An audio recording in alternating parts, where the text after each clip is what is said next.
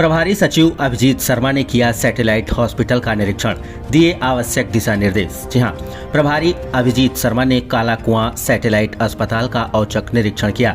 इस दौरान उनके साथ जिला कलेक्टर आशीष गुप्ता, चिकित्सा एवं स्वास्थ्य विभाग के पदाधिकारी मौजूद रहे। भीषण गर्मी व हीट वेव प्रबंधन सहित अन्य व्यवस्थाओं का जायजा लिया। उन्होंने अस्पताल में साफ सफाई व्यवस्था, डीडीसी पर दवाइयों का समुचित स्टॉक सहित कई व्यवस्थाओं का जायजा लिया, जिससे वे संतुष्ट नजर आए। इस दौरान उन्होंने अस्पताल के सभी वार्डों में जाकर स्वास्थ्य सुविधाओं का निरीक्षण किया।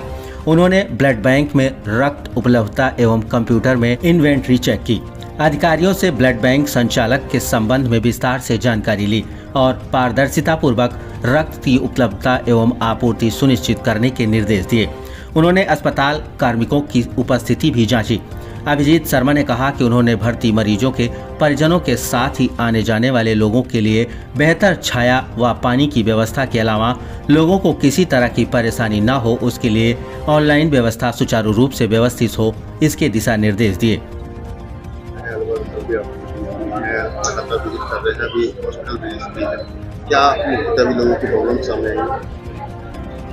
इसमें 2-3 तरह की चीज़ें हैं, जैसे जो मैंने सामान्यतः जो कई मरीज हैं अलग अलग वार्ड में जाकर के देखा है, डॉक्टर से भी बात की है, तो मतलब कमोबेश ये है कि जो भी मरीज हैं उनके अटेंडेंट हैं, उनकी कोई ऐसी बहुत बड़ी शिकायत नहीं है। वे मोटे मोटे रूप से संतुष्ट हैं जो उनको यहाँ पे व्यवस्थाएं दी जा रही हैं, परंतु जो कुछ यहाँ पे अरेंजमेंट्स हैं उसमें सुधार की गुंजाइश है। तो मैंने इनसे पीएमओ साहब से और कलेक्टर साहब से भी बात की। जैसे विशेष बात तो ये है कि जो ये ड्रग डिस्ट्रीब्यूशन सेंटर है डीडीसी, वहाँ पे दवाइयाँ पर्याप्त मात्रा में, और जो राज्य सरकार के भी निर्देश है कि जो भी काफ़ी अधिक गर्मी पड़ रही है और ऐसे काफ़ी जो पूरे राज्य में अधिकतर जिलों में ये जो ओपीडी की संख्या काफ़ी बढ़ गई है, तो उनको कैसे त्वरित इलाज मिले, तो दवाइयाँ यहाँ पे प्रचुर मात्रा में उपलब्ध हैं। किसी ने भी अभी तक ये शिकायत नहीं की कि दवाइयाँ उपलब्ध नहीं है या डॉक्टर नहीं देख रहे हैं, परंतु यहाँ ये ज़रूर है कि ओपीडी में उतनी बढ़ोतरी मैंने नहीं देखी है। जो मेरे को भी आंकड़े दिए गए हैं तो उसमें ऐसे बहुत ज़्यादा बढ़ोतरी नहीं है, जैसा कि कई दूसरे जिलों में काफ़ी संख्या में ओपीडी की संख्या काफ़ी बढ़ी है पिछले 10-15 दिन में। तो हो सकता है कि उतना प्रभाव यहाँ पे गर्मी का नहीं हो। और जो मैंने निर्देश दिए उसमें ये है कि मेन तो छाया की व्यवस्था रखी जाए, जो भी मरीज आते हैं और उनके साथ जो उनके अटेंडेंट्स आते हैं, और पानी की व्यवस्था भी की जाए। और कुछ जो ऑनलाइन सिस्टम वगैरह है वो इनका अभी थोड़ा काम नहीं कर रहा है, तो उसके लिए मेरे इनको डायरेक्शन है, जिससे कि जो मरीज है उनके साथ जो लोग आते हैं उनको जैसे ये ब्लड इन्वेस्टिगेशन रिपोर्ट्स वगैरह के लिए बार बार नहीं आना पड़े, क्योंकि राज्य सरकार ने व्यवस्था कर दी है कि जो फ़ोन नंबर देते हैं वो व्हाट्सएप या अन्य साधन के माध्यम से उनको सीधे ही रिपोर्ट चली जाती है।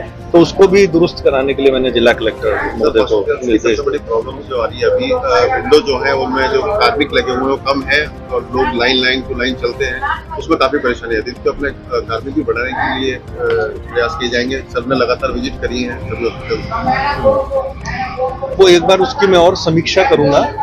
जहाँ संभावना है कार्मिकों की संख्या बढ़ाने में तो कोई इतनी ज़्यादा दिक्कत नहीं आती है, परंतु जैसे आए सोनोग्राफी वगैरह करने के लिए डॉक्टर्स, वो निश्चित रूप से एक थोड़ी सी ऐसी प्रॉब्लम है जिसके समाधान के लिए मतलब जयपुर राज्य स्तर से भी लाइन और तो उसके लिए मैं जयपुर एक बार बात करूंगा। अगर इनको एचआर को कैसे स्ट्रेंथन करना है, कर्मचारियों के लिए संख्या के लिए इनको अगर कोई अतिरिक्त अनुमति की आवश्यकता है तो वो दिलवाएंगे।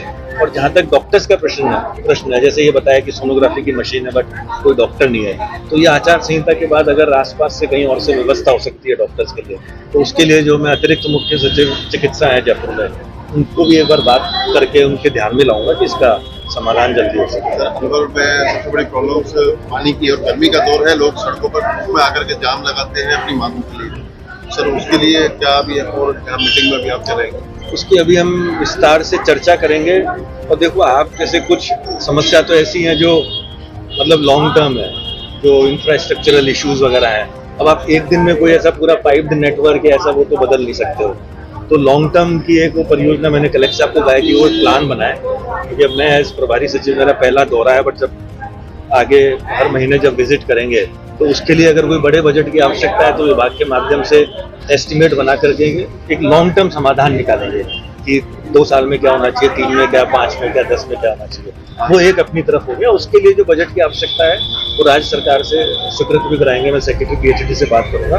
बट अभी हाल फिलहाल जो ये कठिन समय चल रहा है 1-8 महीने का, ये भीषण गर्मी का, उसमें अपन व्यवस्थाओं को और अरेंजमेंट्स को कैसे और दुरुस्त कर सकते हैं कि लोगों को उन संसाधनों में ज़्यादा और शीघ्र लाभ मिल सके, वो आज करते हैं। मैंने कुछ पेपर में भी पढ़ा है, कुछ कल मेरे को कुछ लोगों ने वीडियो क्लिप भी भेजे थे।